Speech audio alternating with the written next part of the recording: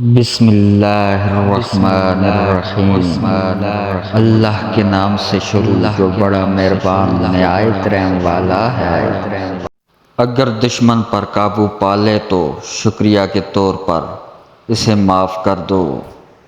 دوسروں کے حال پر غور کرنے سے نصیحت حاصل ہوتی ہے۔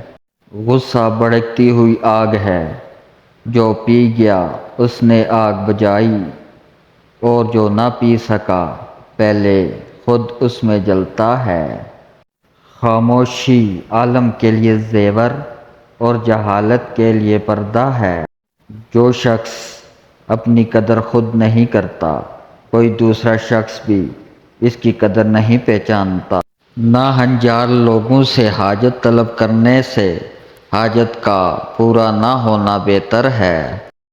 جس انسان کو غصہ زیادہ آتا ہے، وہ انسان پیار بھی اتنا ہی زیادہ کرتا ہے اور اتنا ہی صاف دل رکھتا ہے۔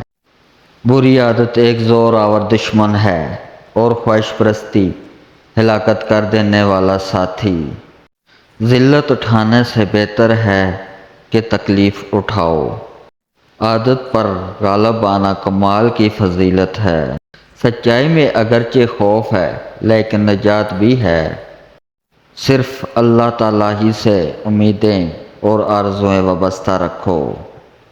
جو آدمی مر جاتا ہے تو اس کی نماز پڑھنے کی جگہ اور آسمان کی جگہ جہاں سے اس کے اعمال چڑھا کرتے ہیں اس پر روتے ہیں۔